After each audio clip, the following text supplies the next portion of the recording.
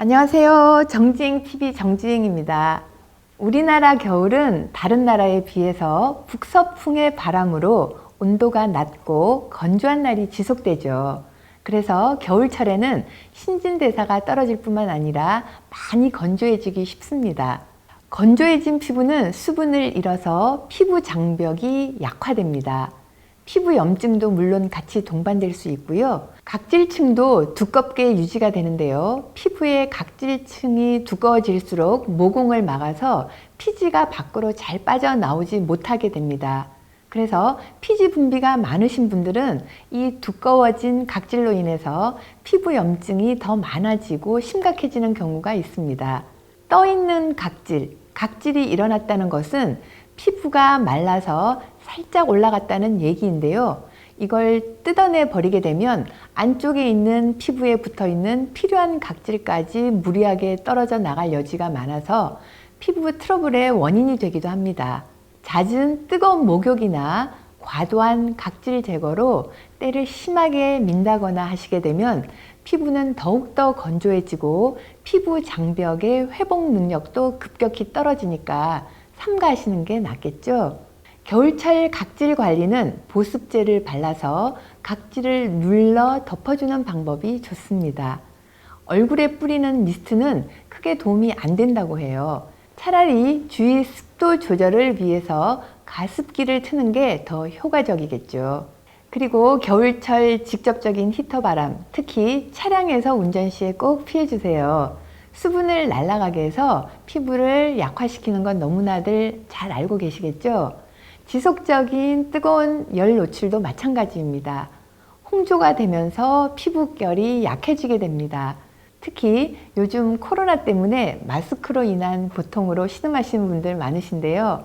피부도 마스크 안에서 격리 상태로 배출되지 않는 땀과 함께 순환되지 않아서 모공을 막는 악순환을 반복하게 되는데요.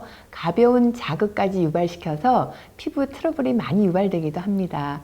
적절한 보습제와 가끔씩 피부에 휴식이 필요한 때입니다. 온도도 높고 습도도 안 좋은데 마스크에 방부제 자극 물질까지 여러 피부에 문제가 생길 수밖에 없습니다. 마스크로 인한 피부 질환이나 트러블을 예방할 수 있는 마스크 착용법을 알려드리겠습니다. 첫 번째, 새 마스크를 개봉해서 바로 쓰지 마시고요.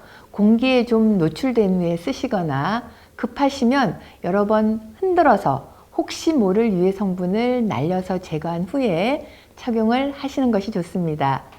습기가 많은 마스크는 오래 착용하시지 마시고요. 여분의 마스크나 습기를 없게 건조하고 뽀송뽀송한 마스크를 착용하시는 것이 좋습니다. 두 번째, 입에 닿는 안쪽에 100% 면 소재인 필터링이 가능한 면 마스크를 착용하시는 것이 좋습니다. 피부 트러블이나 밀폐 환경에서 접촉성 피부염에 도움이 됩니다. 세 번째로는 표백제가 없는 티슈를 마스크 안에 넣어서 사용하시면 1차적으로 습기를 흡수해주고 트러블 예방에도 효과적입니다.